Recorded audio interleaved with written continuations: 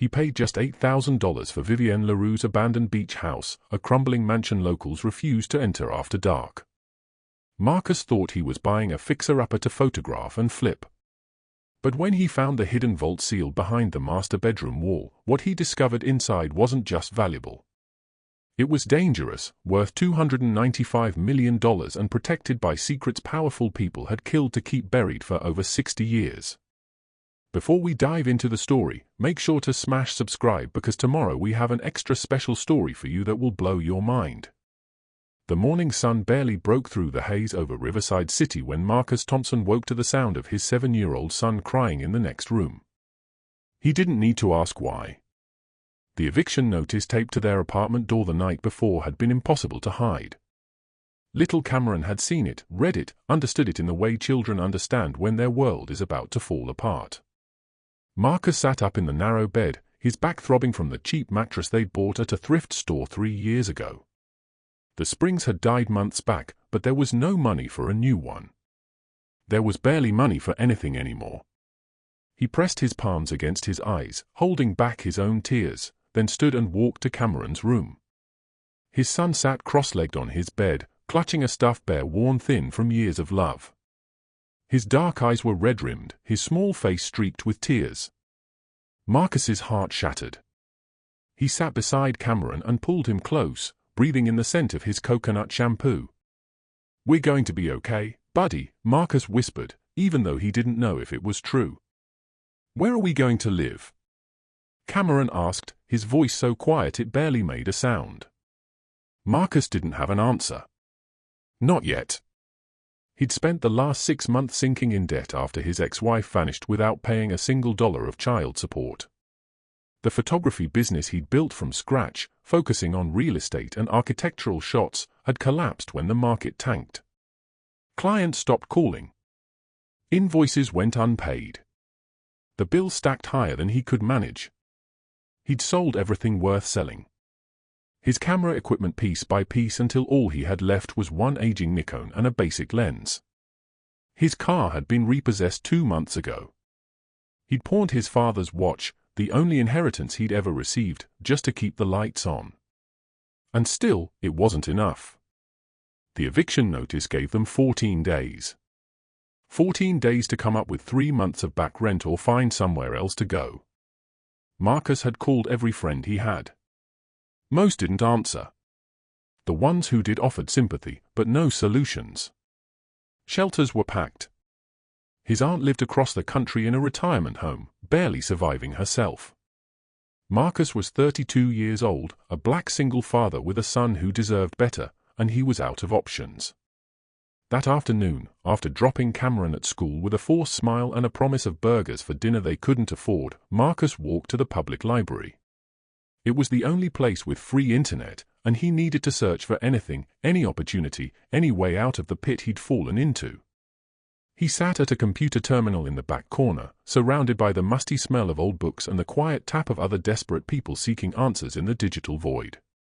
He scrolled through job listings he wasn't qualified for, apartment rentals he couldn't afford, and finally, out of some mix of desperation and delusion, real estate auctions. That's when he saw it. The listing was buried on page 7 of a county auction site, the kind of page only the truly desperate ever reached. The photograph was grainy, clearly taken from a distance, showing a sprawling Mediterranean-style mansion perched on a cliff overlooking the Pacific Ocean. The paint was flaking, the windows were dark, and vines had swallowed half the exterior, like nature was trying to take back what humans had abandoned. But it was the address that made Marcus's breath catch. Ocean View Bluffs. The kind of property that should have been worth millions, even in disrepair. The starting bid was listed at $5,000. Marcus blinked, certain he'd misread. He clicked on the listing, his hands shaking slightly. The description was sparse, almost purposefully vague. Historic property, as is condition. No interior inspection permitted prior to sale. Buyer assumes all risks. Cash only. Sale final. No interior inspection. That was strange. Marcus had photographed hundreds of properties. Buyers always wanted to see inside before committing, especially on something this size. The fact that the county was blocking it sent up warning signs so obvious they couldn't be ignored. He scrolled down to the property history. The mansion had been built in 1945, purchased in 1952 by a private trust, and had sat vacant since 1962. Over 60 years abandoned. Taxes had gone unpaid for the last decade until the county finally seized it. Marcus did the math in his head.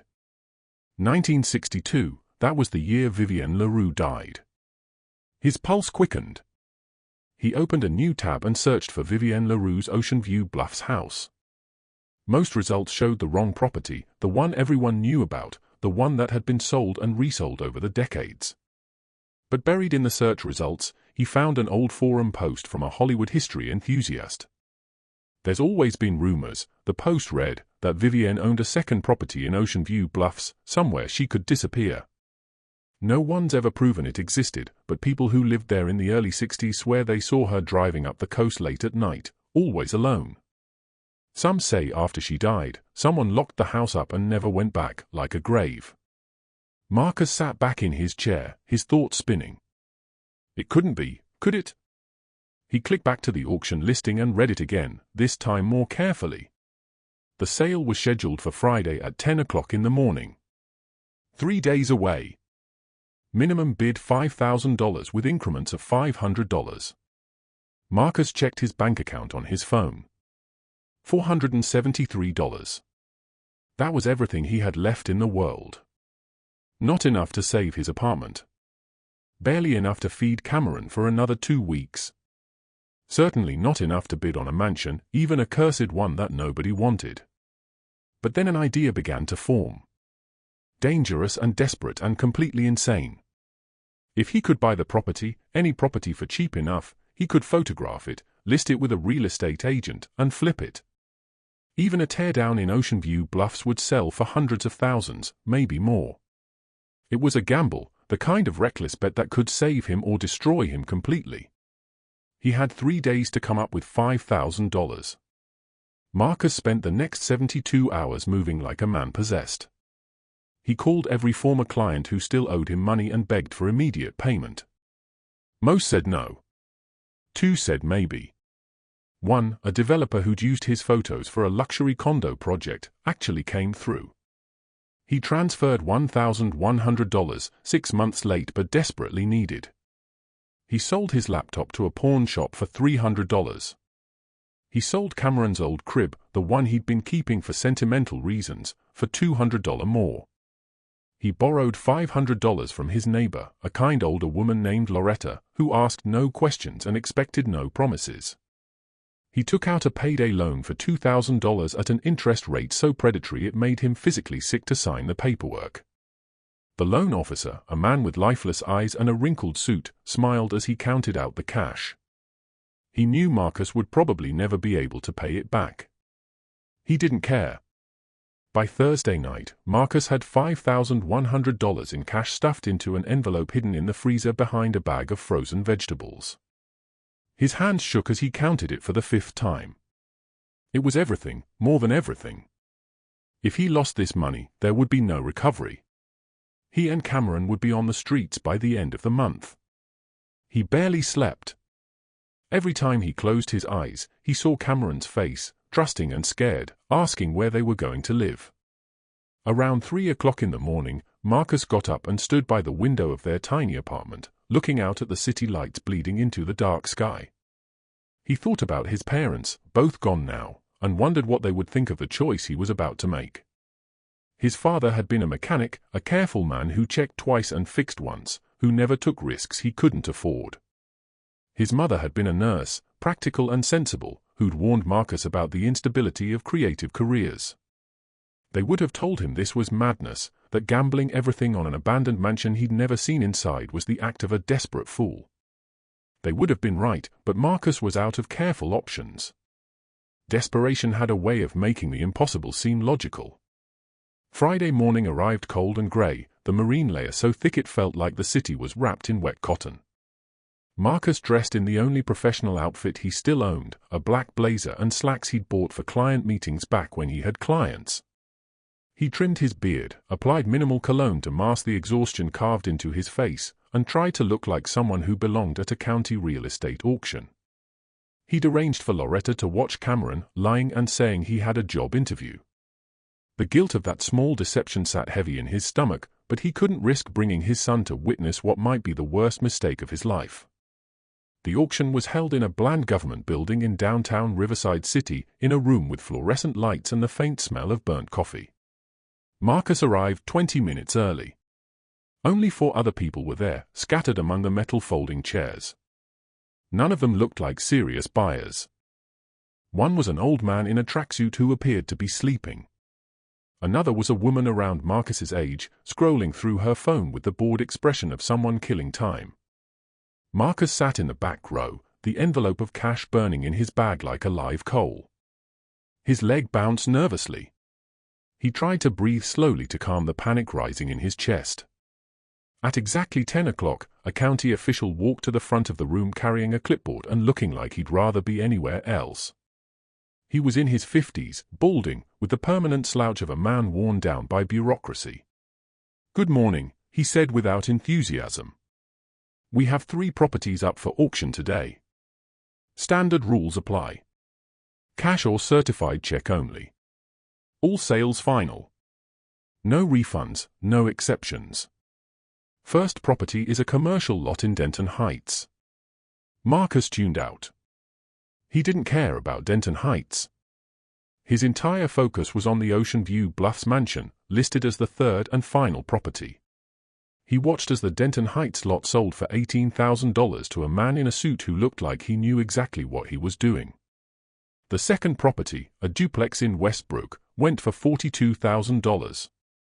Then the official looked at his clipboard and said, "Final property. 1733, Coastal Ridge Drive, Ocean View Bluffs. Mediterranean-style residence, approximately 6,000 square feet, oceanfront, as-is condition. No interior access prior to sale. Property has been vacant for over 6 decades. Buyer assumes all liability for condition, code compliance, and any existing liens or claims." He paused and looked up at the room. "Starting bid is $5,000. Silence. Marcus's heart hammered against his ribs. He waited for someone else to bid, for the room to explode with interest, for the trap to spring. But nobody moved. The old man in the tracksuit was definitely sleeping now, snoring softly. The woman on her phone didn't even look up. $5,000, the official repeated. "Do I have $5,000? Marcus's mouth was dry. He raised his hand, barely lifting it above his shoulder as if trying to keep the gesture secret from himself. $5,000 to the gentleman in back. "Do I have $5,500? More silence. Marcus's pulse roared in his ears. This couldn't be real. A mansion in Ocean View Bluffs and nobody wanted it. Going once at $5,000, the official said, sounding almost disappointed. Going twice. $8,000. A voice called from the doorway. Marcus's head whipped around. A man stood at the entrance. Late 40s, expensive suit, the kind of casual confidence that came from old money. He walked into the room slowly, deliberately, his shoes clicking on the linoleum floor. "We have $8,000, the official said, perking up slightly. "Do I have $8,500? Marcus's brain screamed at him to stop, to let the man have it, to walk away with his $5,000 and find some safer, saner path. But his mouth opened and he heard himself say, $8,500. The man in the suit turned to look at him. His eyes were cold, calculating, the look of someone used to getting what he wanted. He smiled slightly, like he'd just noticed a fly at a banquet. $10,000, he said, not even raising his voice. The official looked at Marcus. "Do I have $10,500? He only had $5,100. He couldn't go higher than that. His hand tightened around the strap of his bag. This was it. Game over. He'd tried and failed. And maybe that was for the best. Maybe the universe was saving him from his own stupidity. But then he looked at the man in the suit, at his smug smile, at the way he'd walked in late like he owned everything already, and something stubborn and fierce rose up in his chest. He had no logical reason to keep bidding. But logic had abandoned him 3 days ago when he'd pawned his laptop and taken out a loan that would haunt him for years. $11,000, Marcus said, his voice stronger than he felt. The suit's smile faded. He looked at Marcus more carefully now, reassessing. $15,000, he said flatly. Marcus's stomach dropped. He couldn't match it. He opened his mouth to concede, to surrender, to accept defeat. But before he could speak, the official's phone rang. He glanced at the screen, frowned, and answered. Yes. Now? But we're in the middle of, yes, I understand. He hung up and looked at the man in the suit. Mr. Sterling, I need to speak with you outside immediately. The man's jaw tightened. We're in the middle of an auction. Now, sir, the official said, his tone leaving no room for argument. Sterling shot Marcus a look that could have stripped paint, then followed the official out of the room. Their voices carried faintly from the hallway, tense and heated, though Marcus couldn't make out the words. He sat frozen, his heart pounding, no idea what was happening. The other people in the room looked equally confused. The woman on her phone finally glanced up, mildly interested. 5 minutes passed, then 10. Finally, the official returned alone. He looked flustered, his face slightly flushed. We're resuming the auction, he announced. Current bid stands at $11,000 to the gentleman in back. Mr. Sterling has withdrawn from bidding. Do I have any other offers? Silence. Marcus couldn't breathe. Going once at $11,000. Going twice. He raised his gavel. Sold to the gentleman in back for $11,000. The gavel came down with a crack that sounded like the period at the end of a sentence he hadn't known he was writing. Marcus sat paralyzed. What had just happened? Why had Sterling been pulled out? Why had he withdrawn? None of it made sense. But the official was already walking toward him with paperwork, and he realized with a mixture of terror and exhilaration that he'd just bought Vivienne LaRue's abandoned mansion for $11,000. Money he didn't have. His hands shook as he accepted the clipboard.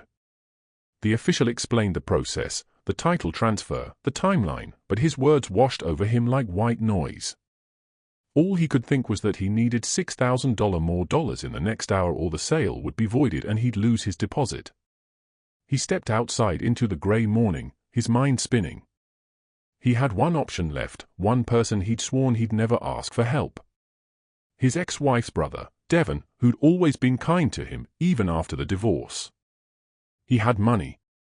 Not a lot, but some. Enough.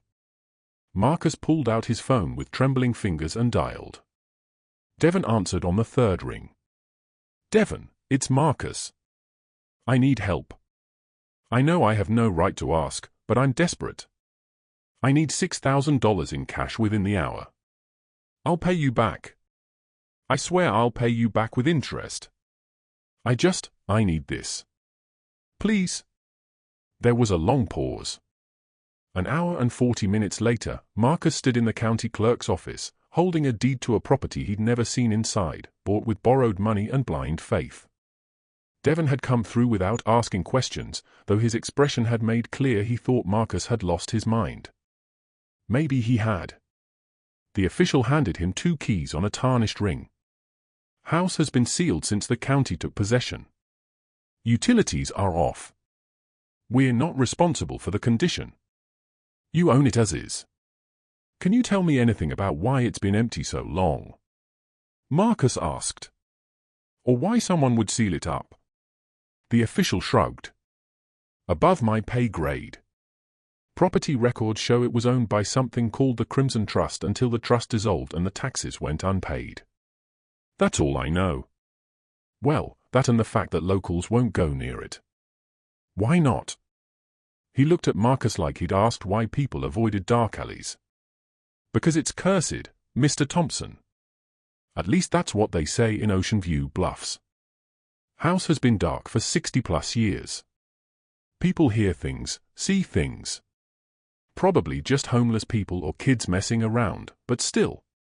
You bought yourself a reputation along with that property. Marcus's throat was dry. What kind of things do people see? Lights in the windows. Someone walking on the beach below. A blonde woman in white, always at sunset. He handed Marcus the folder of documents. Like I said, probably nothing. But I'd bring a friend if I were you. Place has been alone a long time.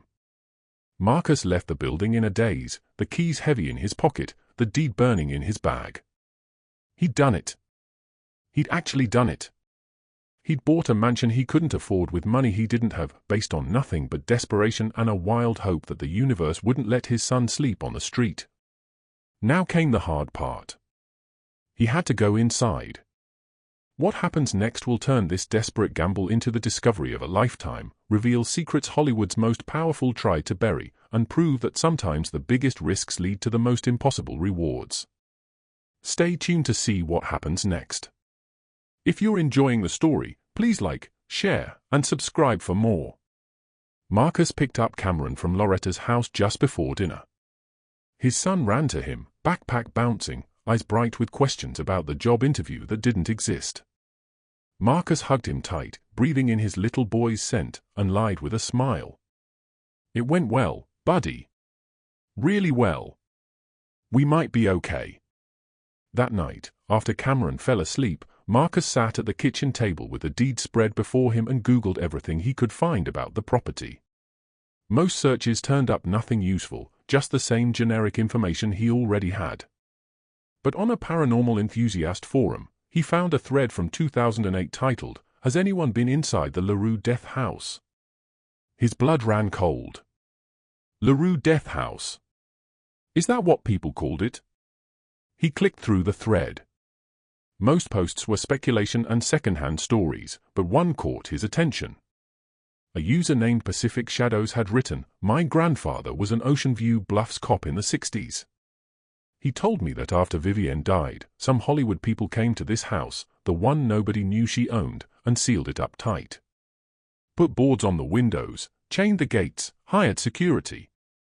He said they were protecting something inside, something that couldn't get out. Make of that what you will." Marcus closed his laptop, his stomach churning. What had he bought? The next morning was Saturday. Marcus called Loretta and asked if Cameron could spend the day with her, offering to pay. Loretta refused the money and agreed immediately. Bless her. Marcus kissed his son goodbye, promised to be back before dinner, and drove Devon's borrowed car north toward Ocean View Bluffs. The coastal ridge highway wound along the cliffs like a ribbon of asphalt, connecting the ordinary world to something else entirely. Marcus had photographed properties in Ocean View Bluffs before, back when he had a career, but he'd never been to this stretch of coastline. The homes here were fewer, larger, older, set back from the road behind walls and gates and decades of privacy. When his GPS announced he'd arrived, Marcus almost drove past it. The entrance was so overgrown with vegetation it was barely visible, just a gap in the wild hedge where rusted iron gates hung open on broken hinges. A faded "No Trespassing" sign dangled from a chain. Marcus pulled off the highway and onto a gravel drive that hadn't seen a car in decades. Weeds grew up through the rocks, scraping the undercarriage. The drive curved upward, climbing the hill, and then suddenly opened onto a clearing. The mansion rose before him like something from a dream or a nightmare, depending on the light. Mediterranean architecture, white stucco gone grey with age and weather, terracotta tile roof missing pieces like broken teeth. Vines covered half the facade, creeping through broken windows, reclaiming the structure. The front door was massive, dark wood with iron fixtures sealed with a padlock and chain. Marcus turned off the engine. Silence rushed in, broken only by the distant crash of waves and the cry of gulls. He sat for a moment, staring at the house, his hands gripping the steering wheel. Every instinct told him to turn around, to put the car in reverse and flee back to the safety of the ordinary world. This place felt wrong. Abandoned in a way that went beyond empty. It felt mourned. But he'd spent $11,000 he didn't have. There was no turning back. Marcus got out of the car, gravel crunching under his feet. He dressed practically, jeans, boots, a work shirt, his beard trimmed. He had his camera, his phone, a flashlight, and the 2 keys the county had given him. The air smelled like salt and cypress and something underneath, faint and sad, like old cologne. Marcus approached the front door, his boots loud on the flagstone path. The padlock was new, county-issued. He used the first key to open it, the chain rattling as it fell away. The door itself was original, the wood swollen with decades of coastal moisture. It took his full weight to push it open, hinges screaming in protest. Then he was standing on the threshold, looking into darkness. Marcus clicked on his flashlight. The beam cut through shadow, illuminating a grand entrance hall frozen in time. Black and white checkered marble floor covered in dust and leaves that had blown in through broken windows. A chandelier hung from the ceiling, crystals dulled with grime. A curved staircase swept upward into darkness. But what stopped Marcus's breath was the furniture. It was still here. All of it, covered in white sheets like ghosts waiting for someone to come home. He stepped inside, his footsteps echoing. The air was stale, thick with dust and the particular silence of a place that had held secrets for too long. His flashlight beam traveled across the walls, revealing faded wallpaper, once elegant, now peeling. Photographs in frames, faces too obscured by dirt to make out. Marcus moved deeper into the house, his pulse loud in his ears. The living room opened to his left, furniture draped, a stone fireplace big enough to stand in. To his right, a dining room with a table set for ghosts, covered in decades of dust. He climbed the stairs, each step creaking under his weight. The second floor had 5 bedrooms, all frozen in 1962. Beds made with linens turned grey, closets full of clothes moths had reduced to lace, a bathroom with mint green tile and a clawfoot tub that had probably been beautiful once. The master bedroom was at the end of the hall. Marcus pushed open the door and stopped. This room was different. Less dust, as if the air here didn't move the same way. The furniture was elegant, expensive for its time, a vanity with a mirror, the glass somehow still intact, a 4-poster bed with heavy curtains, French doors leading to a balcony overlooking the ocean. Marcus walked to the vanity, his flashlight revealing decades of abandonment. Bottles of cologne hardened and evaporated. Jewelry boxes, combs with strands of blonde hair still caught in the teeth. His hands were shaking now. He opened one of the jewelry boxes. Inside, nestled on rotted velvet, was a delicate charm bracelet. Marcus lifted it carefully, his heart pounding. One of the charms was a tiny gold mask, the classic comedy and tragedy faces. He knew this bracelet. He'd seen it in photographs. Vivienne LaRue had worn it. Marcus set the bracelet down gently, afraid he might faint. This was real. This had been Vivienne's house, her secret house, the one nobody knew about. And Marcus owned it. He forced himself to breathe, to think clearly. This changed everything. The property wasn't just valuable. It was historically significant.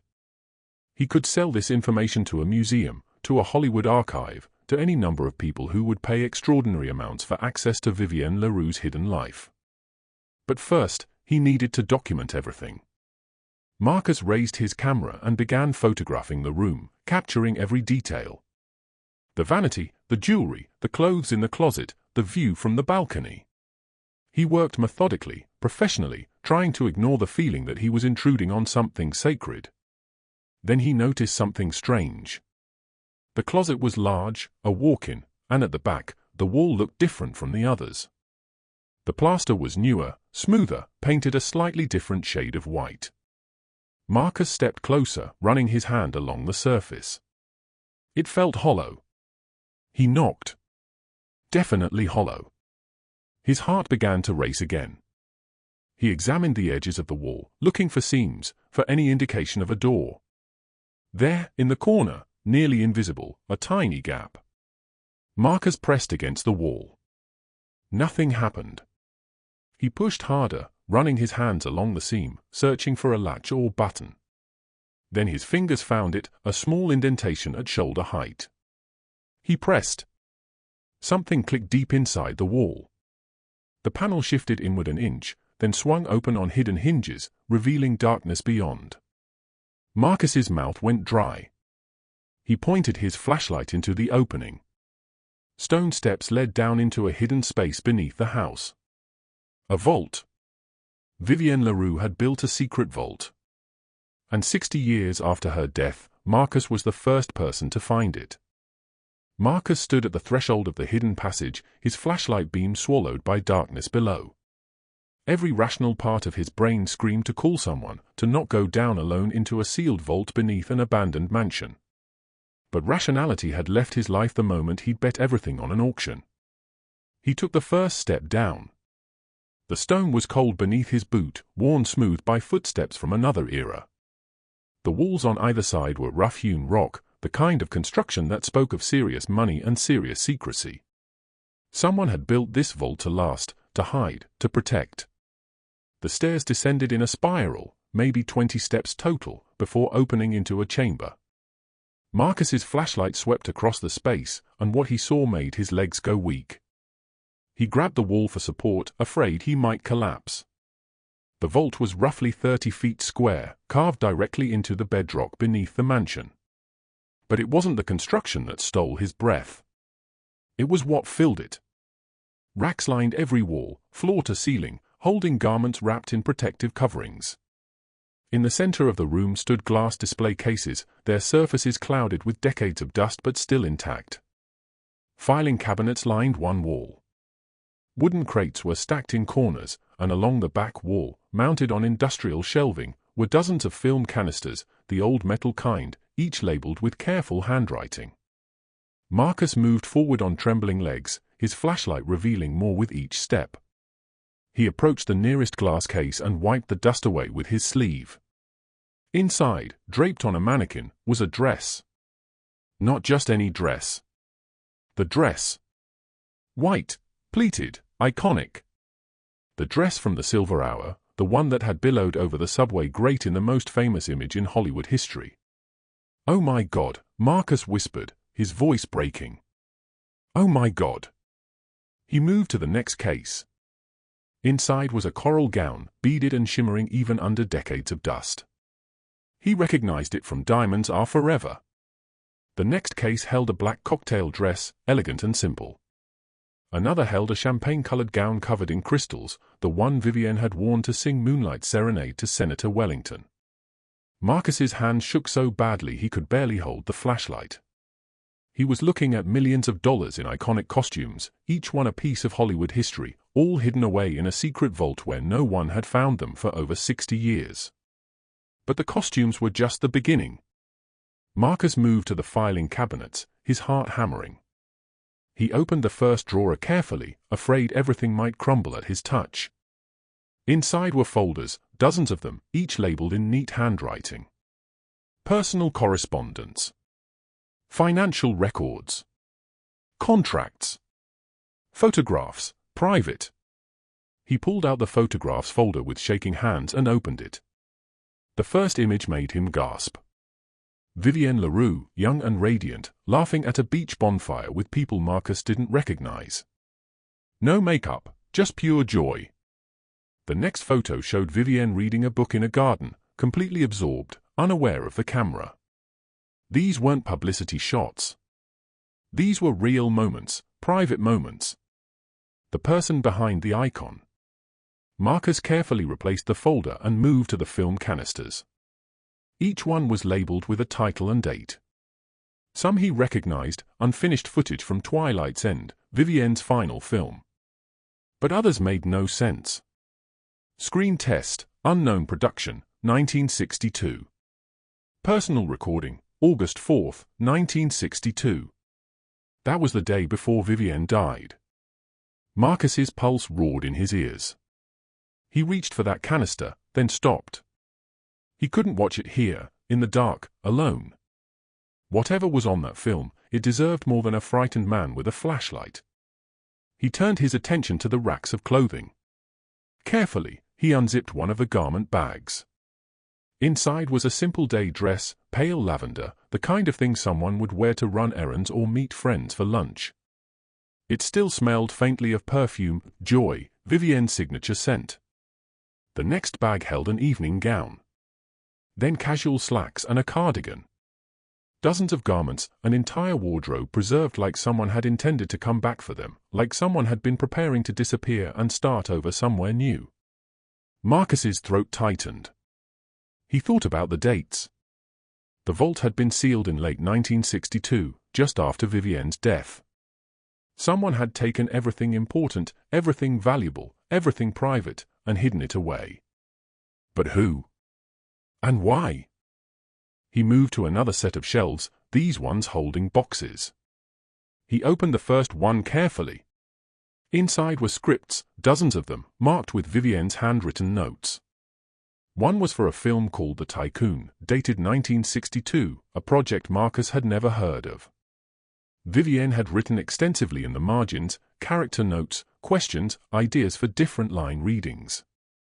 The next box held journals, leather-bound books filled with Vivienne's handwriting, page after page of thoughts, fears, dreams, and observations. Marcus's hands trembled as he lifted one out. The entry at the top of the page was dated July 27, 1962. "I'm so tired of being Vivienne LaRue," the entry began. "She's not real. She never was. I created her and now she's created a prison I can't escape. The studio wants one thing. The press wants another. And what I want doesn't matter to anyone. I'm thinking about the house in Ocean View more and more. Maybe I could just disappear there, become someone else, someone real." Marcus's eyes filled with tears. He closed the journal carefully, unable to read more. The weight of what he'd discovered was crushing. This wasn't just memorabilia. This was a woman's entire secret life, her escape plan, her desperate attempt to find herself beneath the icon. He spent the next hour methodically photographing everything, documenting the vault's contents with the careful eye of someone who knew this was important. Each costume, each file, each piece of correspondence. His camera's flash lit up the underground chamber again and again, freezing history in digital files. When his camera's battery finally died, Marcus sat on the cold stone floor, overwhelmed. He tried to calculate the value of what he'd found. The white dress alone could auction for millions. The Wellington gown, probably 10 million or more. The private journals, the unseen film footage, the photographs, the contracts that might reveal secrets Hollywood had buried. It was incalculable. $295 million, he thought. Maybe more. Maybe much more. He'd come here hoping to flip a property for enough money to keep his son off the streets. Instead, he'd stumbled into the greatest Hollywood discovery of the century. Marcus climbed back up the spiral stairs, his legs weak, his mind spinning. He emerged into the master bedroom, the late afternoon sun now streaming through the French doors, painting everything gold. He stood there, breathing hard, trying to process what he'd just seen, trying to understand what it meant. His phone buzzed. A text from Loretta. "Cameron's asking when you'll be home. Should I give him dinner?" Marcus checked the time. Nearly 5 o'clock. He'd been in the vault for almost 3 hours. He texted back. "On my way. Be there in an hour. Thank you." He took one last look around the bedroom, at the vanity with Vivienne's comb, at the bracelet still sitting in its box, at the hidden door in the closet still standing open. Then he closed it carefully, hearing the lock click back into place. Departure. As Marcus walked through the mansion toward the front door, he noticed things he'd missed in his initial exploration. A grand piano in the living room, sheet music still on the stand. A bookshelf filled with volumes, many of them heavyweight literature. Tolstoy, Virginia Woolf, poetry collections. The press had always painted Vivienne as an airhead. But this library told a different story. In the kitchen, he found a coffee cup still sitting on the counter, a lipstick stain on the rim, as if someone had set it down and meant to come back for it. The sight of it made Marcus's chest ache. This house was a snapshot of a life interrupted. An escape that never happened. Dreams sealed away in the dark. He locked the front door behind him and walked to the car, the keys heavy in his pocket. As he drove back down the overgrown driveway toward Coastal Ridge Highway, he glanced in the rearview mirror. The mansion sat on its cliff, watching him leave, keeping its secrets close. Marcus's mind raced during the drive back to Riverside City. He needed a plan. He couldn't just call Christie's and say, "Hey, I found Vivienne LaRue's secret vault." People would think he was insane or worse, a fraud. He needed authentication, experts, legal protection. He needed to do this right. But first, he needed to tell someone. The secret was too big to carry alone. That night, after putting Cameron to bed with promises that yes, everything was going to be okay, Marcus sat at his kitchen table with his laptop and began researching. He looked up Vivienne LaRue historians, archivists, auction houses that specialized in Hollywood memorabilia. He read about other major discoveries and how they'd been handled. I will. But Marcus, may I call you Marcus, you need to understand what's about to happen. Once word gets out about this discovery, you're going to be under incredible scrutiny. Collectors will offer you fortunes. Studios will want the film footage. Museums will fight over the artifacts. And there will be people, powerful people, who will want this to disappear. Why would anyone want it to disappear? Dr. Grant closed the laptop and looked at him directly. Because Vivienne LaRue didn't die in a random overdose. There's always been evidence suggesting she knew too much, had relationships with too many powerful men, kept records and recordings of conversations that could destroy careers and reputations. If that evidence is in your vault, you're not just sitting on Hollywood history. You're sitting on political dynamite.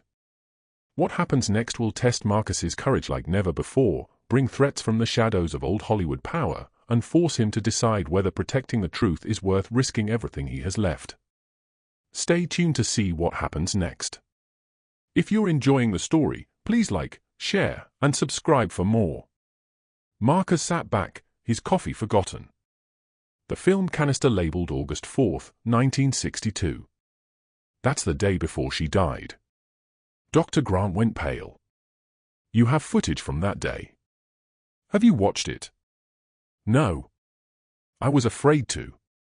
The vault, it's not exactly well lit, and I wasn't sure how to handle the film without damaging it. Smart. We'll need specialized equipment. But Marcus, if that footage shows what I think it might, we need to move very carefully. First, we secure everything. Then we authenticate. Then we decide how to proceed. She pulled out a business card. This is my attorney. He specializes in high-value estate discoveries. Call him today. You need legal protection before we go any further. Marcus took the card with numb fingers. 3 days ago, he'd been facing eviction. Now he needed a lawyer who specialized in multi-million-dollar discoveries. The whiplash was making him dizzy. There's something else, Dr. Grant said carefully. The Crimson Trust, the entity that owned the property. I did some research last night.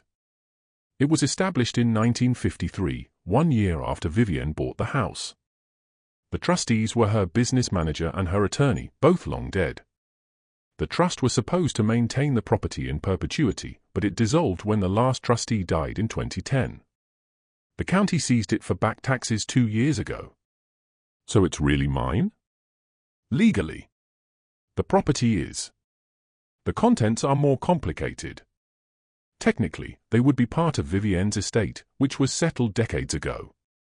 But if no one knew about this vault, if it was never part of the inventory, then you could argue they're abandoned property that came with the house.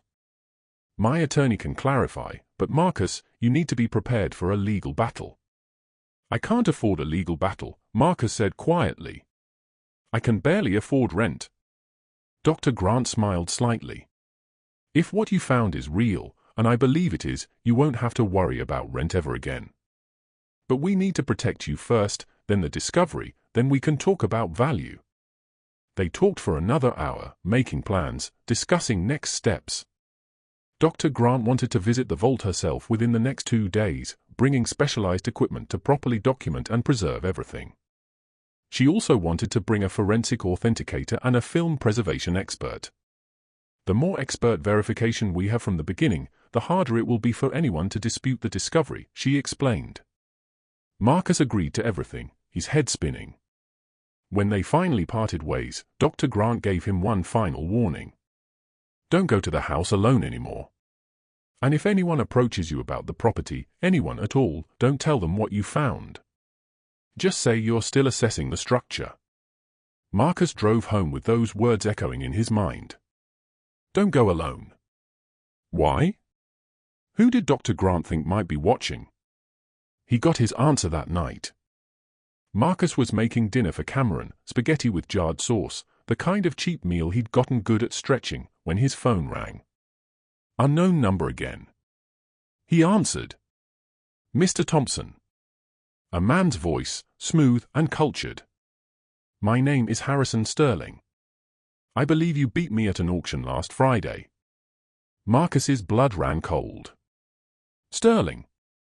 The man in the suit who'd been pulled out of the auction room. How did you get my number? That's not important. What's important is that I'm prepared to offer you a very generous sum for the property you purchased. Double what you paid. $25,000 cash today.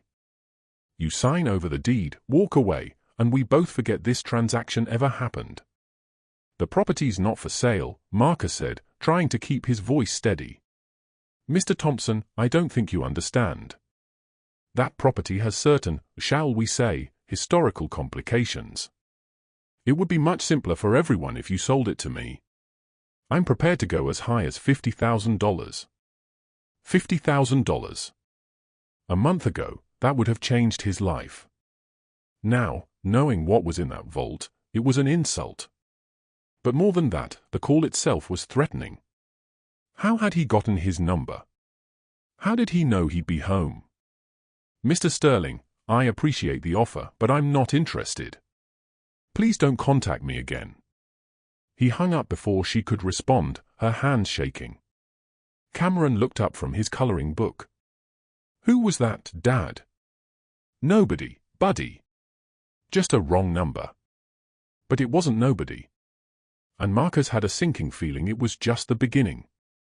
The next day, Tuesday, Marcus arranged for Cameron to stay with Loretta again and drove back to Ocean View Bluffs with Dr. Grant and her team.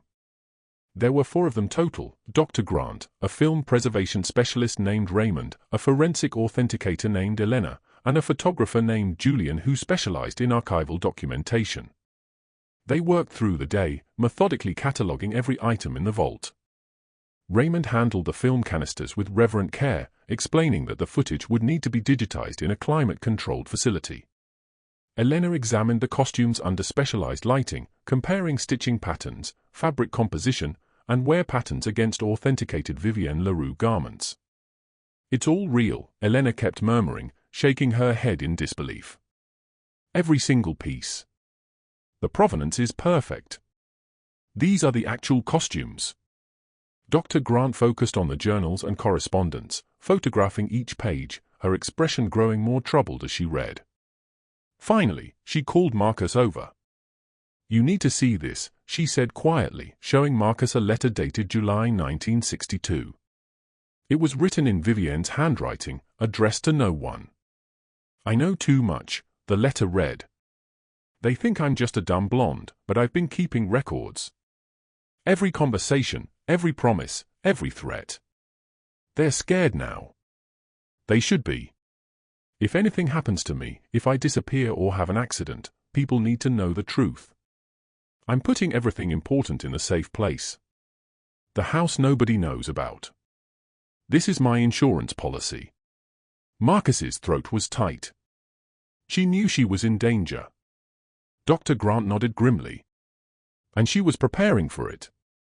The question is, what exactly did she know? And who was she afraid of? They found more letters, pieces of a puzzle that suggested Vivienne had been involved in things far beyond Hollywood. References to political figures, to conversations she shouldn't have heard, to secrets she'd been told in confidence and then recorded. She'd been building a case, gathering evidence, protecting herself the only way she knew how, by documenting everything. By evening, they'd photographed and documented everything.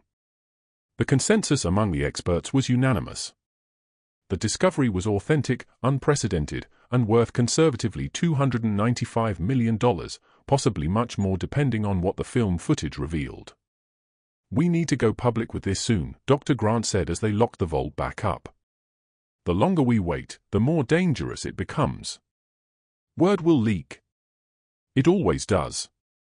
And when it does, you need to be protected by publicity. Make it impossible for anyone to silence this." Marcus nodded, though his stomach churned with anxiety. He thought about Sterling's phone call, about the way he'd offered him money to disappear, about Dr. Grant's warnings that powerful people wouldn't want this discovery to surface. As they walked back to their cars in the fading light, Marcus noticed something. A black SUV was parked down the road, just visible through the trees. The same SUV he'd seen that morning when they arrived. It hadn't moved.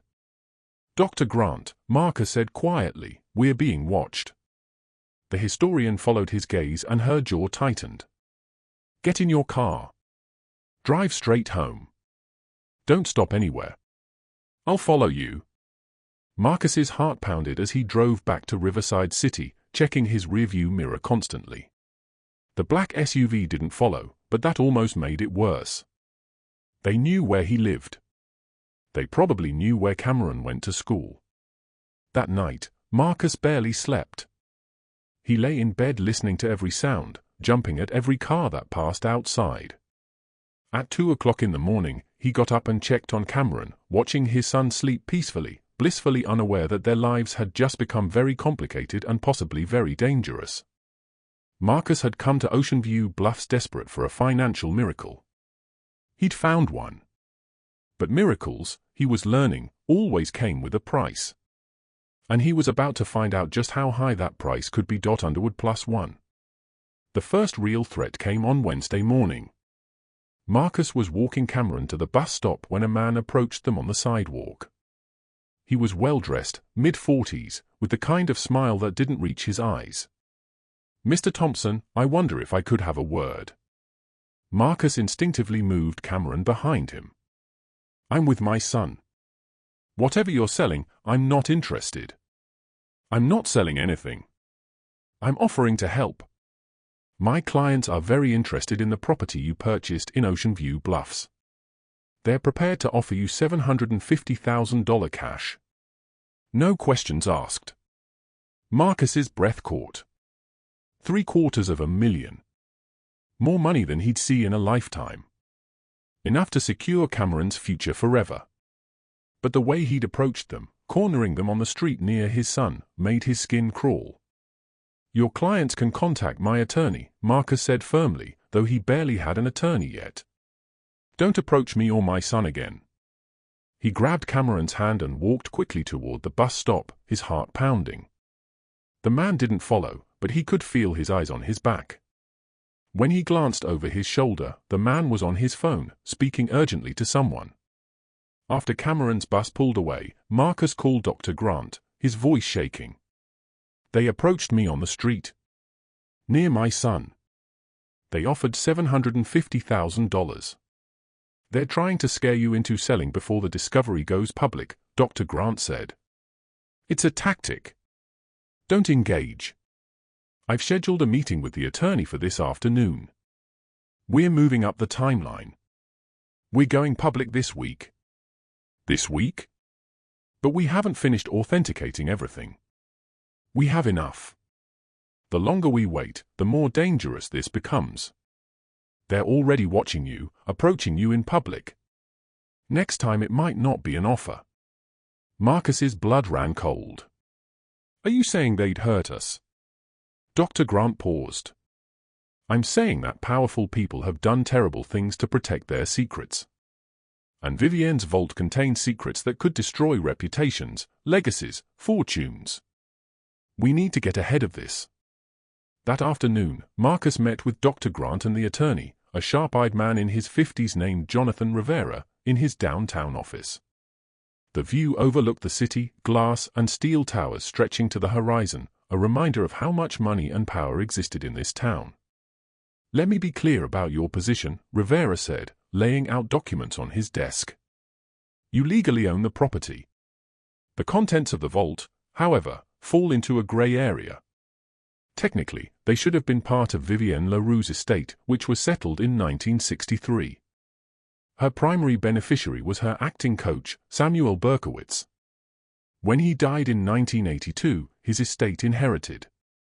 They eventually auctioned off most of Vivienne's known possessions. But nobody knew about this vault," Marcus said. "Exactly. Which means these items were never inventoried, never part of the probate. They've been abandoned for 61 years.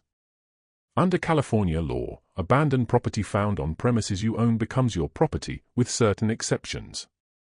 We can argue those exceptions don't apply here. Will we win?" Marcus asked. Rivera exchanged a glance with Dr. Grant. "Eventually, yes. But it will be expensive and take time. The Berkowitz estate will almost certainly challenge your ownership. Collectors who bought items they believed were Vivienne's originals will sue for fraud or misrepresentation. Studios might claim ownership of the film footage. It's going to be ugly." "How ugly?" "Millions in legal fees, years in court, death threats probably. Your life will be examined under a microscope. Every decision you've ever made will be questioned. And that's if we play by the rules." Marcus's hands trembled. "What if we don't play by the rules?" "Then you disappear with everything and sell it on the black market. Make millions, but spend the rest of your life looking over your shoulder. Not recommended, especially with a son." Marcus thought of Cameron, his bright eyes, and trust that his father would keep him safe. "I want to do this right. Legally, publicly. Then we go to war," Rivera said. "We announce the discovery at a press conference. We show just enough evidence to prove it's real, but we hold back the most explosive material. We make you sympathetic, a single father who made an incredible discovery, not a grave robber. We control the narrative before they can." "When?" Marcus asked. "Friday. 2 days from now. Dr. Grant has arranged for a venue and media contacts. We'll have authenticated pieces on display, experts to verify everything, and you'll tell your story. Once it's public, you're protected by sunlight. Much harder to make you disappear when the whole world is watching." Marcus nodded slowly, trying to control the fear rising in his chest. "Okay. Let's do it." The next 48 hours passed in a blur. Marcus barely slept, preparing his statement, working with Dr. Grant to select which items to display, coordinating with Rivera on legal strategy. Cameron stayed with Loretta, who'd begun to suspect something big was happening but asked no questions. On Thursday evening, Marcus returned to the Ocean View Bluffs mansion one last time before the press conference. He needed to retrieve specific items Dr. Grant had chosen, one of Vivienne's journals, a letter of particular historical significance, and a single costume, the coral gown from Diamonds Are Forever, to prove authenticity. Johnson Turner. Dr. Grant had wanted to come with him, but Marcus insisted on going alone. He needed time in the house, time to think, to prepare himself for what was coming. He'd been so focused on survival, on saving Cameron from homelessness, that he hadn't fully processed what he'd found. Now, on the eve of changing his life forever, he needed to understand it. The sun was setting as Marcus pulled up to the mansion, painting the sky in shades of crimson and gold. The house looked different somehow, less threatening, more sad, like a woman waiting for someone who would never come home. Marcus unlocked the front door and stepped inside. The last rays of sunlight streamed through the broken windows, illuminating dust motes that danced in the air like memories. He walked through the room slowly, running his hand along the furniture, the walls, the banister of the grand staircase. In the master bedroom, he opened the hidden door to the vault and descended the spiral stairs. The space felt different now that he understood what it held. Not just valuable objects, but a woman's desperate attempt to protect herself, to preserve her truth in case the worst happened. And the worst had happened. Vivienne had died at 36 under circumstances that remained controversial 61 years later. And all of this, her insurance policy, had remained hidden until a desperate single father had stumbled upon it. Marcus carefully packed the items Dr. Grant had requested into a protective case. As he did, he noticed something he'd missed before.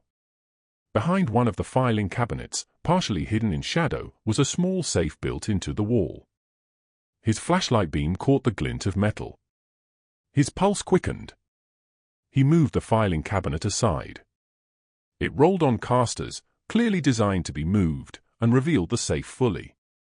It was old-fashioned, the kind with a combination dial, and taped to the front was a small envelope with one word written on it. Truth. Marcus's hand shook as he peeled off the envelope. Inside was a slip of paper with 3 numbers, 14, 28, 36. He turned the dial carefully. Right to 14, left to 28, right to 36. The lock clicked open. Inside the safe were 3 items, a reel of audio tape, a letter in a sealed envelope, and a small black address book. Marcus pulled out the letter first. The envelope was addressed to whoever finds this. He opened it carefully, unfolding pages covered in Vivienne's handwriting. The letter was dated August 4, 1962, the day before her death. If you're reading this, it began, then something has happened to me. I hope I'm wrong. I hope I'm just being paranoid and dramatic like they always say I am. But I don't think so. I think they're going to kill me. And they're going to make it look like suicide or an accident. And everyone will believe it because I'm just a dumb blonde who can't handle her pills. But I'm not dumb. I've been listening. I've been recording. I know about the money, the affairs, the plans they thought they were keeping secret. I know who was really behind the senator's policies. I know which studio heads are connected to organized crime. I know which politicians are being blackmailed and by whom. I've kept evidence of everything. The audio tape in this safe contains conversations that could destroy careers, topple administrations, send powerful men to prison. The address book lists every person who trusted me with secrets they shouldn't have shared. I never meant to become dangerous. I just wanted to be loved. But knowledge is power, and I have too much of both. I'm putting this in my safe house, the place nobody knows about except the people I trust to protect it after I'm gone. If I die, I want the truth to come out. Not for revenge, but for justice. So the world knows I wasn't just a victim, wasn't just a tragedy. I was a woman who fought back the only way I knew how. Be careful with this. The people involved are still powerful, or their children are, or their legacies are. They won't want this revealed. But I'm trusting you to do the right thing. Show the world who I really was. Not the icon, not the sex symbol, but the person underneath who tried so hard to matter. With hope that the truth survives even if I don't. Vivienne. She'd signed it with her birth name, not Vivienne LaRue, but her real name, the woman beneath the mask. Marcus's eyes blurred with tears. He carefully refolded the letter and looked at the audio tape. Whatever was recorded on it had been important enough that Vivienne had hidden it as her final act. Evidence that could still, 61 years later, destroy powerful people or their descendants. He put the letter and tape into his protective case alongside the other items. The address book he photographed page by page, then returned to the safe. Some things needed to be revealed carefully, strategically, with legal protection in place. LawReview.gmu. As Marcus prepared to leave the vault, he heard something. A sound from upstairs. Footsteps. His blood turned to ice. He'd locked the front door. No one should be in the house. He turned off his flashlight and stood perfectly still in the darkness, listening. The footsteps moved through the rooms above, deliberate, searching. More than one person. At least 2, maybe 3. Marcus's heart hammered against his ribs. He looked around the vault for another exit. There was none. The only way out was up the spiral stairs and through the master bedroom closet. He was trapped. The footsteps grew closer. They were in the master bedroom now. He heard voices, men speaking quietly. He's been here recently. Look at the dust patterns. Check everything. The boss wants that vault found. Marcus's breath caught. They were looking for the vault. But how did they know about it? He'd been so careful. Then he remembered the black SUV that had watched them. They'd been surveilling the house. They must have seen him and Dr. Grant's team entering and leaving. They'd put it together. The voices grew louder. They were in the closet. Marcus pressed himself against the far wall of the vault, behind one of the garment racks, trying to make himself invisible. His phone was in his pocket, but he didn't dare move to reach it. The wall here looks different, one voice said. Newer plaster. There must be something behind it. Start looking for a release mechanism. He found it. We can too. Marcus held his breath. The protective case with Vivienne's letter and tape was sitting on the floor near the stairs, clearly visible if they opened the hidden door. He couldn't let them find it. Whatever was on that tape, Vivienne had died protecting it. Marcus wouldn't let them destroy it now. He heard them tapping on the wall, searching for the trigger. His mind raced. He had maybe minutes before they found it. He needed to either hide or fight, and hiding wasn't going to work if they opened the vault. Marcus's fingers closed around his phone. He carefully, silently opened the camera app and started recording video, pointing it toward the stairs. If something happened to him, at least there would be evidence. Then he made a decision. He grabbed the protective case and moved silently toward the stairs. If they opened the door, he'd rush them. Surprise was his only advantage. But before he could position himself, his phone rang. The sound exploded in the silence like a gunshot. Cameron School was calling. Marcus's blood ran cold. Someone's down there, a voice shouted from above. The door! Find the door! Marcus heard scrambling, then a click. The hidden panel began to swing open. Light flooded the stairwell. A silhouette appeared at the top of the stairs, backlit and menacing. Mr. Thompson, a man's voice called down. It was smooth, cultured, familiar. Harrison Sterling. I think we need to have a conversation. Marcus stood at the bottom of the stairs, clutching the protective case to his chest, his phone still recording in his hand. Get out of my house. Your house? Sterling chuckled. That's interesting. See, my family has a long history with this property. My grandfather was one of the trustees of the Crimson Trust. He helped Vivienne set all this up. And when she died, he made sure everything stayed buried. It was his dying wish that these secrets remain hidden. Then he was on the wrong side of history, Marcus said, his voice steadier than he felt. Vivienne wanted the truth to come out. I have her letter. She wanted people to know what happened to her. Sterling descended a few steps. Marcus could see him more clearly now, expensive suit, cold eyes, and two men behind him. Larger, clearly hired muscle. That letter is my family's property. Everything in this vault is. My grandfather protected Vivienne's secrets for decades. I'm not going to let some nobody single father with a savior complex destroy his legacy. His legacy is protecting killers, Marcus shot back. Your grandfather helped cover up a murder. Careful with accusations you can't prove. Sterling took another step down. Here's what's going to happen. You're going to give me that case. You're going to sign a non-disclosure agreement. And you're going to accept $1 million in exchange for your silence and the deed to this property. Otherwise, things get very unpleasant for you and your son, Cameron. The mention of Cameron's name sent ice through Marcus's veins. You stay away from him. Then cooperate. $1 million, Mr. Thompson. Think about what that could do for Cameron.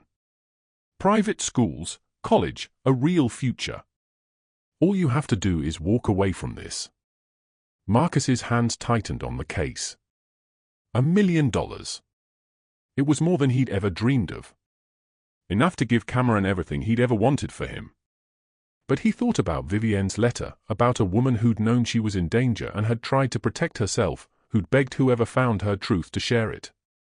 He thought about 61 years of lies, of a narrative controlled by powerful men who'd erased an inconvenient woman. He thought about Cameron, yes, but not just about money, about what kind of man he wanted his son to grow up to see. Someone who stood up for truth even when it was hard, or someone who took the easy money and let injustice remain buried. No, Marcus said quietly. I'm not selling. This isn't yours. It was never yours. Vivienne left this for the world, not for your family to hide. Sterling's expression hardened. He nodded to the men behind him. Get the case. They started down the stairs. Marcus backed up, his mind racing. He was cornered with no way out, but his phone was still recording, capturing everything. Sterling's threats, his admission of his family's involvement, his men advancing on him. You're on camera, Marcus said loudly, holding up his phone. All of this? Your threats against my son. Your admission that your family helped cover up Vivienne's murder. It's all being recorded and uploaded to the cloud. You touch me and this goes viral. She was bluffing about the cloud upload, but they didn't know that .lawreview.gmu. The men hesitated, looking at Sterling. His jaw clenched. Delete that video. No. Marcus's voice was steel now. Fear had transformed into fury. This was bigger than him, bigger than Cameron, bigger than the money. This was about a woman who'd been silenced, about truths that deserved to see daylight. I'm walking out of here. You're going to let me pass. And tomorrow I'm going to tell the whole world what I found. You have no idea who you're dealing with, Sterling hissed. My family has connections that go all the way to. I don't care, Marcus interrupted. I don't care how powerful you are, how connected you are, how much money you have. Vivienne LaRue was murdered for what she knew, and you want to let that stand because it protects your family's reputation? I'm a single father who's been evicted, who's sold everything I own, who's got nothing left to lose. You can't scare me because I've already lost everything that matters except my son and my integrity. And I'm not losing those. He started up the stairs, forcing them to back up. His heart pounded, but he kept moving. Kept the phone camera pointed at Sterling's face. Move. For a long moment, no one did. The tension stretched tight as wire. Then Sterling stepped aside, his expression murderous. This isn't over. Yes, Marcus said, squeezing past him with the case clutched tight, it is. You're just too used to winning to recognize when you've lost. He walked through the master bedroom, through the house, his legs shaking but his steps steady. He expected them to grab him, to stop him, but they didn't. Maybe the camera had made the difference. Maybe they weren't prepared to commit violence on video. Or maybe they'd underestimated him, assumed he'd cave under pressure like everyone else had.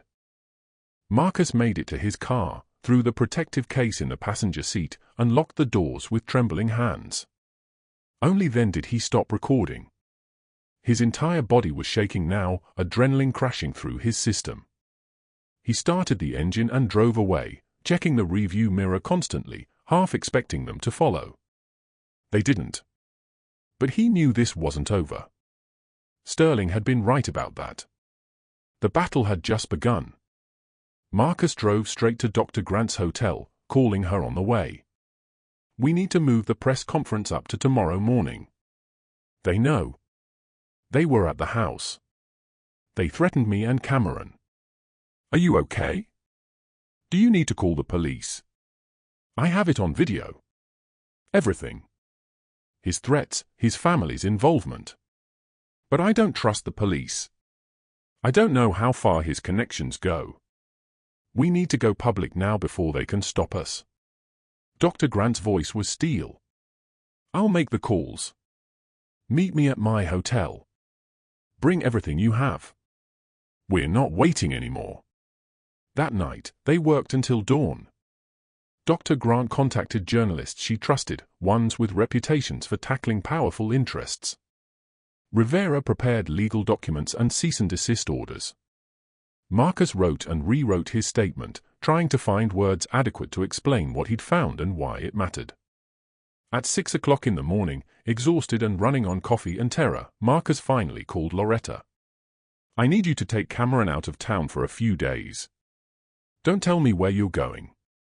Just take him somewhere safe. Please." Loretta, bless her, asked only one question. "Are you in danger?" "I don't know. Maybe. But I need to know Cameron's safe before I can do what I have to do. Consider it done. He'll think it's an adventure." Marcus's eyes filled with tears. "Thank you. When this is over, I'll explain everything." By 9 o'clock in the morning, they were set up in a conference room at the Grand Plaza Hotel. 20 journalists had been invited, major outlets only, people who couldn't be bought or intimidated. Security was tight. Rivera had hired private guards. Dr. Grant had brought 2 more authentication experts to verify everything on camera. The coral gown hung on a mannequin, breathtaking even after 60 years. Vivienne's journal sat in a display case, open to a significant entry. And on a table in front, sealed in evidence bags, were Vivienne's final letter and the audio tape. Johnson Turner. Marcus stood backstage, dressed in the one professional outfit he owned, his hands shaking. In an hour, he'd walk out there and change his life forever. There would be no going back, no undoing this.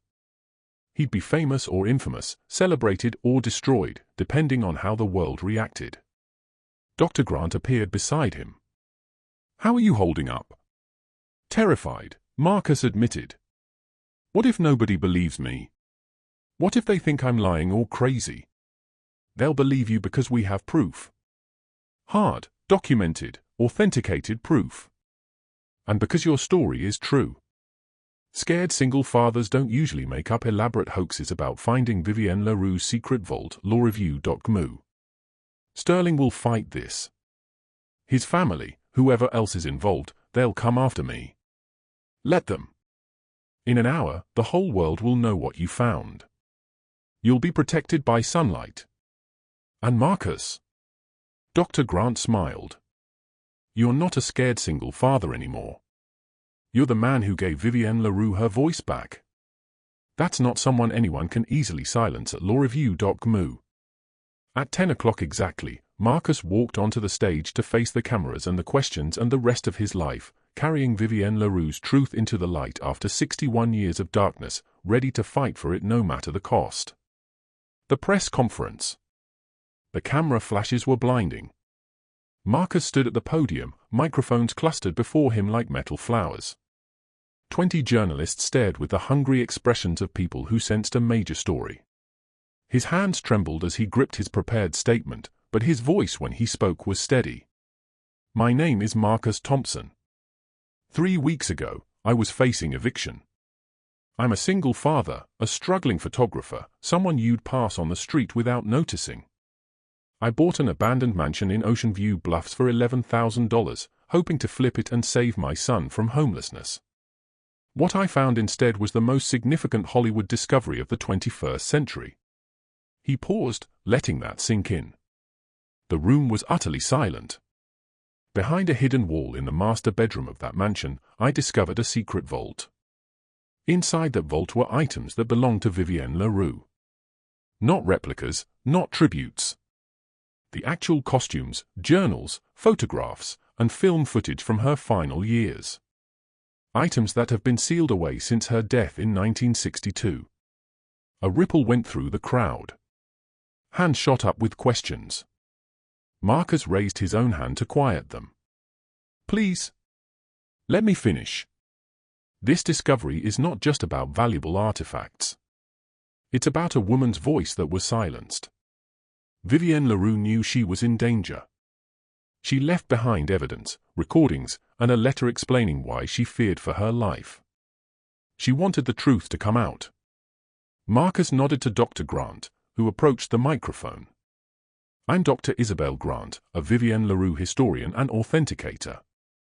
I've examined every item in Mr. Thompson's discovery. The authentication is conclusive.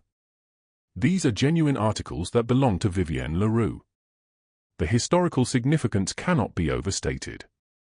For the next 2 hours, they presented their case. Dr. Grant walked journalists through the authentication process. Elena, the forensic expert, explained how she'd verified the costumes using fabric analysis and wear patterns. Raymond displayed digital scans of the film footage, showing frames that had never been seen publicly.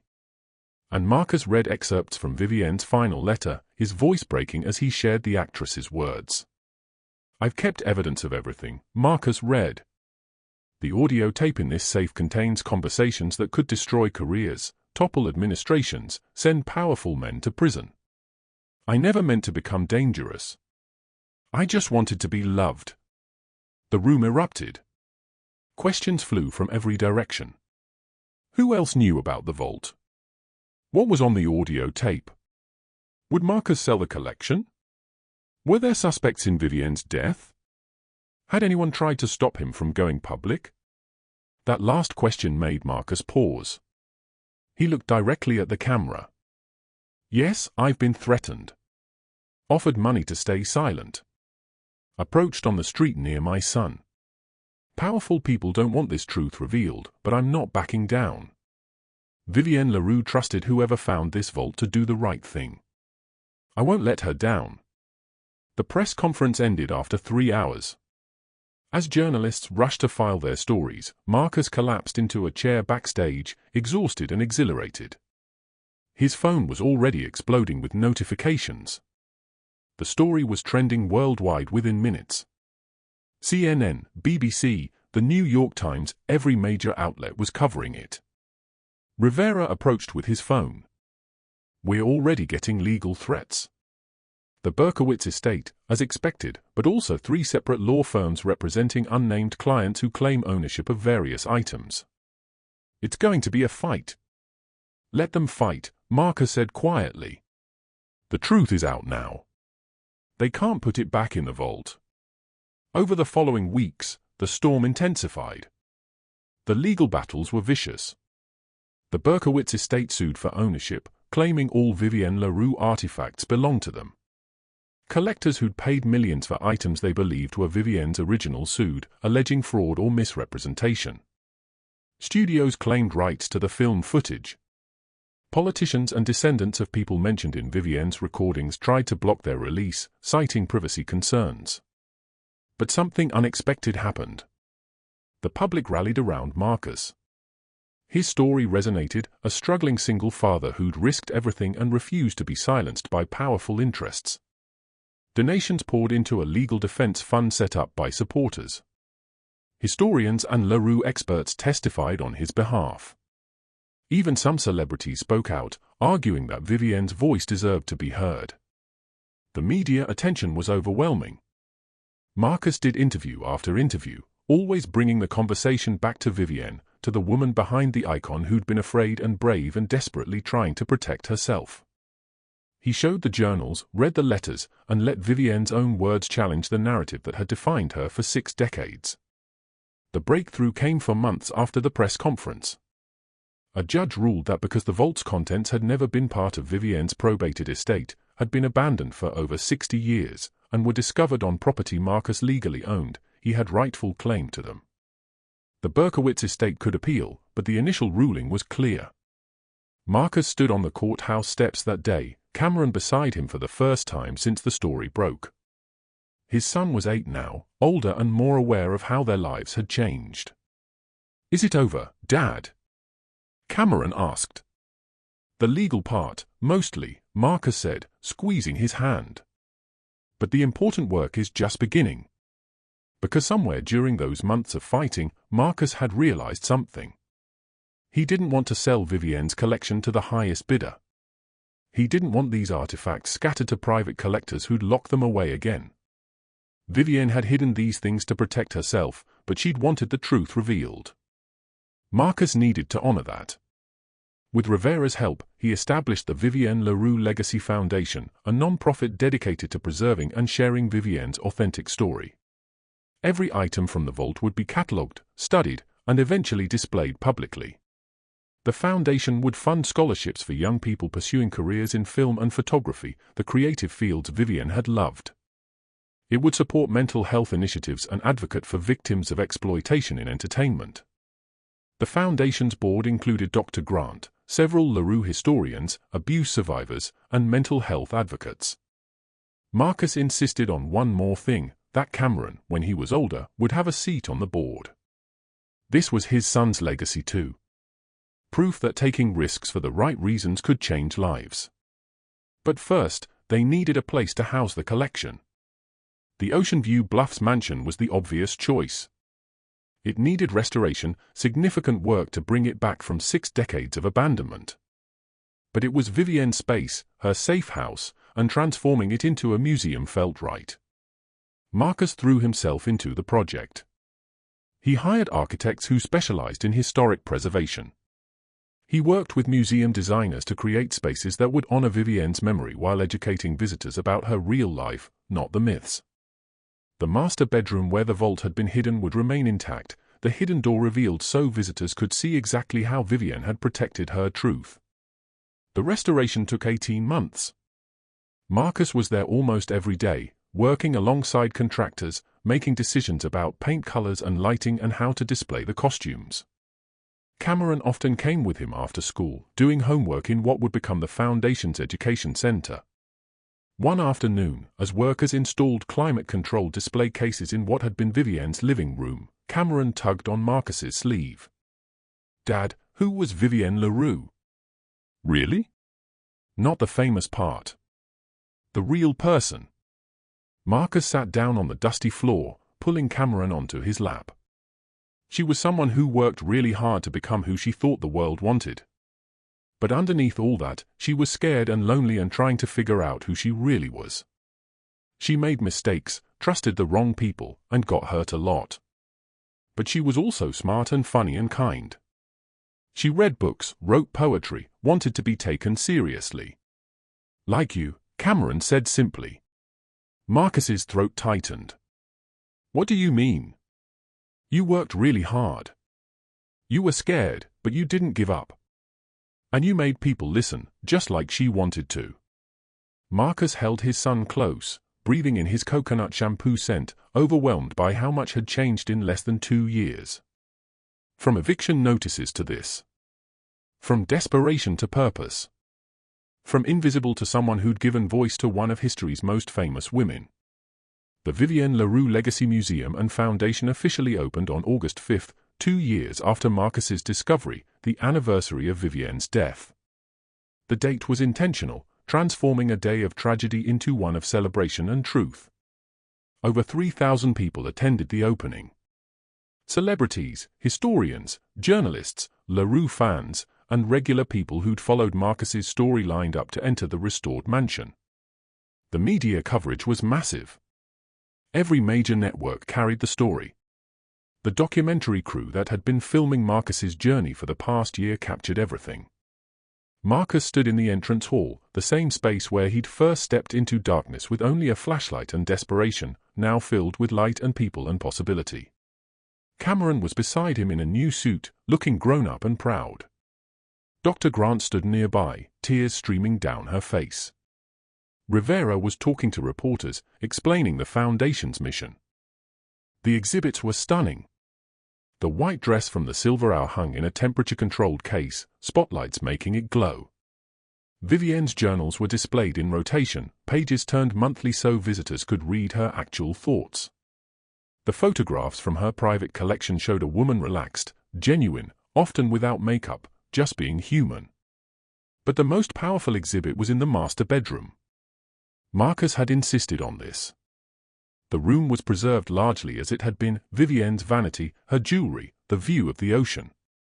And on the wall, in Vivienne's own handwriting, enlarged and framed, was a quote from one of her journals. "I'm not interested in being a star. I'm interested in being a human being." The hidden vault door stood open. Visitors could descend the spiral stairs and see where Vivienne had stored her truth, though the actual contents were now safely displayed throughout the museum. At the bottom of the stairs, on a pedestal, was Vivienne's final letter under glass. Visitors read it in silence, many leaving in tears. The audio tape from the safe, the one Vivienne had called her insurance policy, remained sealed pending ongoing legal challenges. It contained conversations between Vivienne and powerful political figures, discussions of affairs and policies and secrets. Several families had sued to prevent its release, citing privacy rights. Marcus didn't fight too hard. Some truths needed time. The tape was preserved, catalogued, and would eventually be heard when the time was right.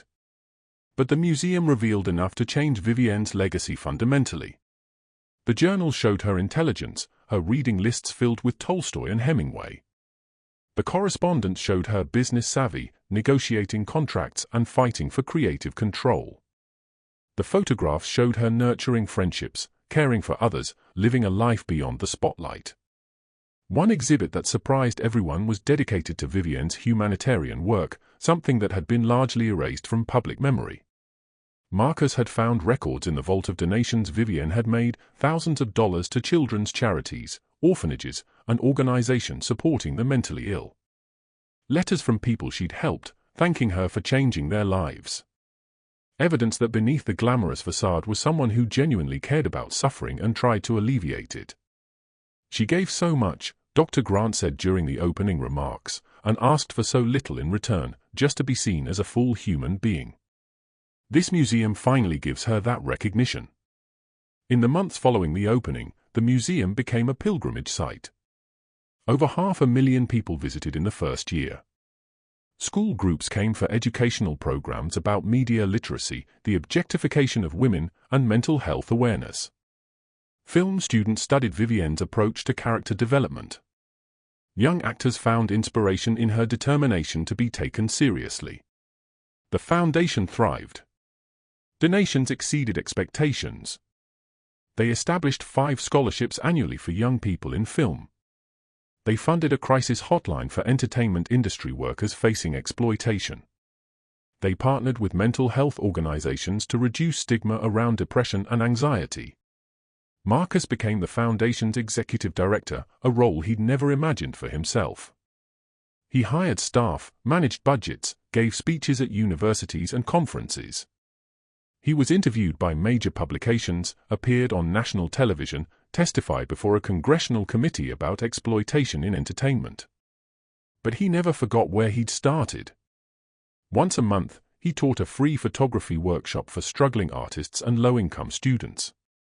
He mentored single parents trying to start businesses.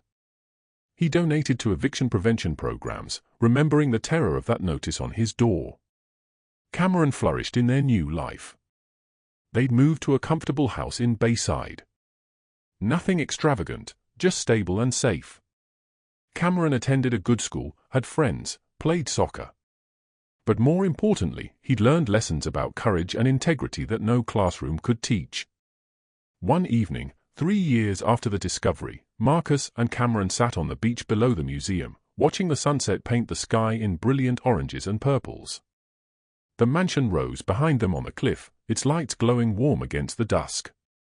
"Do you ever wish you'd just taken the money and walked away?" Cameron asked. He was 11 now, thoughtful and perceptive. Marcus considered the question. "Sometimes, when things were really hard, when the lawsuits piled up and the threats got scary, I wondered if I'd made the right choice. But then I remember why I did it. Not for money or fame, but because someone needed to speak for a woman who couldn't speak for herself anymore." "You gave her a voice," Cameron said. "No, buddy. I just helped people hear the voice she'd always had. That's different."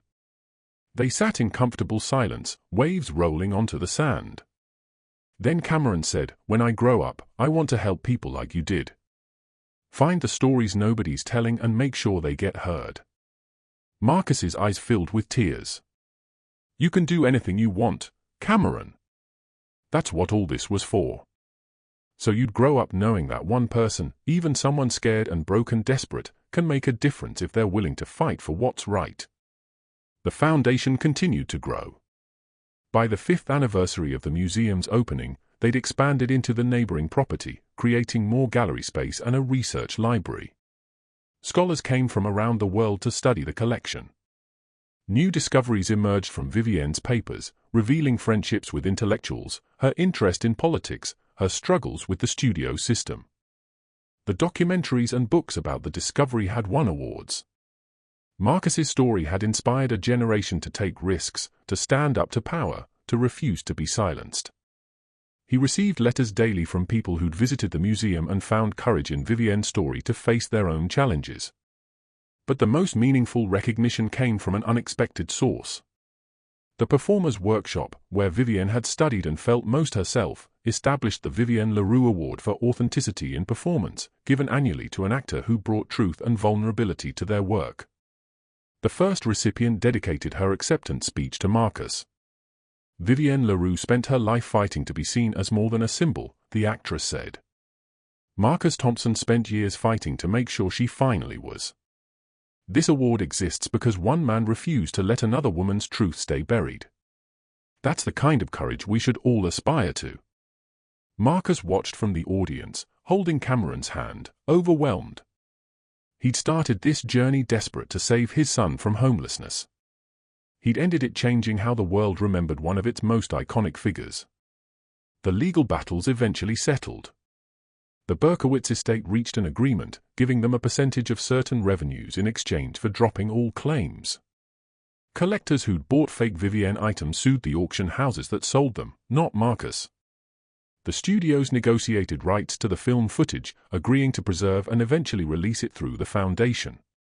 The audio tape remained sealed, though Marcus had listened to it once with Rivera and Dr. Grant, the three of them sitting in his conference room as Vivienne's voice, vibrant and nervous, discussed matters of state with powerful men who'd underestimated her. The contents were explosive, confirming rumors and revealing new ones. Eventually, it would be released. But some truths needed the passage of time before they could be heard without destroying innocent people.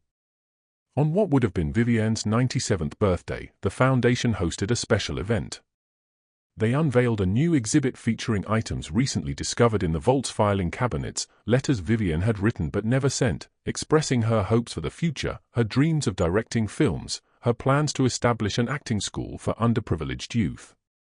Marcus stood before the crowd gathered for the unveiling, Cameron, now 13 and poised, standing beside him. Vivienne LaRue wasn't just an actress or a sex symbol or a tragedy, Marcus began.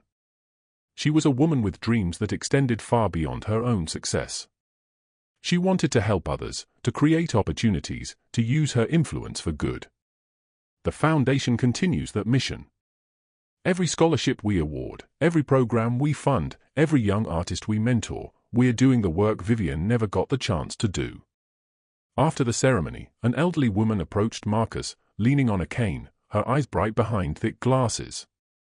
"Mr. Thompson, I wonder if I could speak with you privately." They stepped into Marcus's office, a small room overlooking the ocean.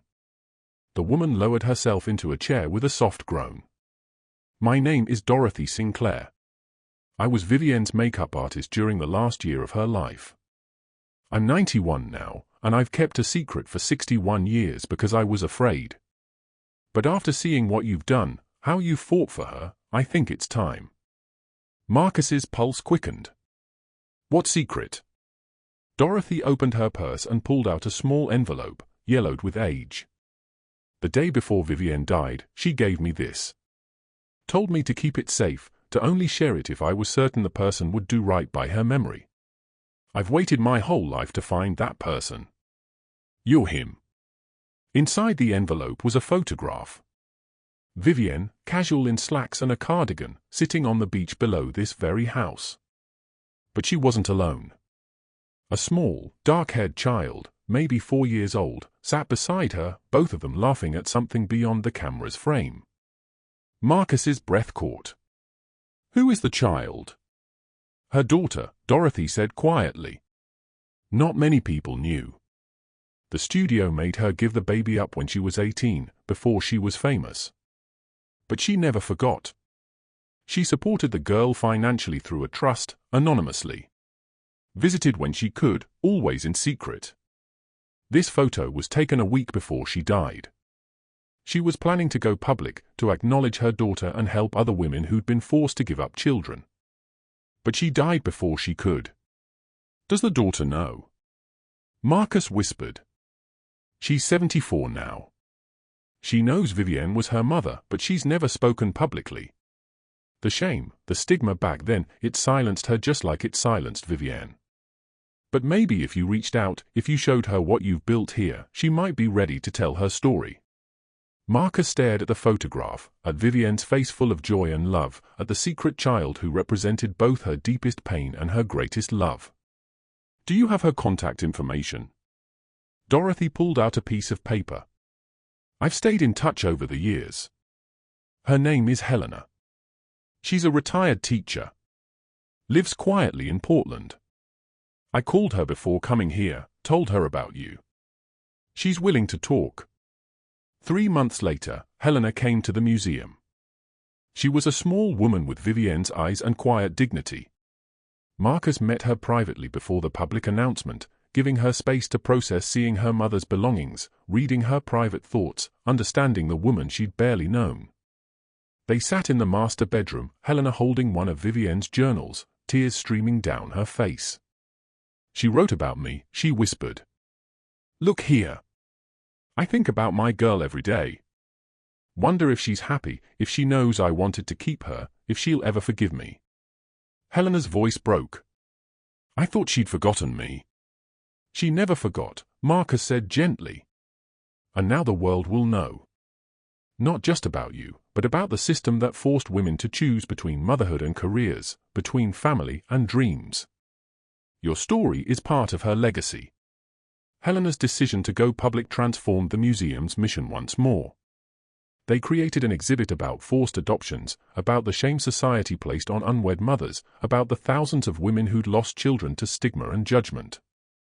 Helena donated her own collection of items Vivienne had sent anonymously over the years, birthday cards signed only with initials, photographs, letters expressing love the sender couldn't claim publicly. The story made international headlines. Helena and Marcus appeared together on major news programs, discussing not just Vivienne's hidden daughter, but the broader issues of women's autonomy, choice, and the price of fame. The foundation established a new program supporting mothers separated from children, fighting for adoption reform and family reunification. Marcus stood on the museum's terrace one evening, 10 years after his desperate auction bid, watching the sunset with Cameron, now 18 and preparing to start college with a full scholarship to study documentary filmmaking. Helena was there too, having become almost family, along with Dr. Grant and the Foundation's board. You changed everything, you know, Helena said quietly to Marcus. Not just for me or my mother's memory, but for everyone who visits this place and sees that the truth matters, that one person's courage can ripple out and touch thousands. Marcus shook his head. I just opened a door. Vivienne did the hard part, living through it all and having the foresight to preserve the evidence. She's the hero of this story, a law review doc.gmu. You're both heroes, Cameron said, squeezing his father's hand. She fought to leave the truth. You fought to share it. That's 2 acts of courage, not 1. The museum had become more than Marcus ever imagined. It was a place of pilgrimage for those seeking inspiration, a research center for scholars studying Hollywood history, an education facility teaching media literacy and human rights, and most importantly, a monument to a woman who'd refused to let fear silence her, even in death. The Foundation's endowment had grown to over $50 million through donations, careful investment, and proceeds from the responsibly managed licensing of Vivienne's image. They'd funded hundreds of scholarships, supported dozens of crisis intervention programs, and helped change laws around exploitation in entertainment. But for Marcus, the greatest success wasn't measured in dollars or visitors or awards. It was measured in the letters he received from young people who'd visited the museum and found courage to pursue their dreams, from abuse survivors who'd seen Vivienne's story and felt less alone, from mothers who'd been separated from children and found support through the Foundation's programs. One letter in particular moved him to tears. It was from a 19-year-old who'd been contemplating suicide, drowning in depression and feeling worthless. They'd visited the museum on impulse, read Vivienne's journals about her own struggles with mental health, and realized they weren't alone. They'd called the crisis line the Foundation funded. They'd gotten help. They'd survived. Your courage to share Vivienne's truth saved my life, the letter concluded.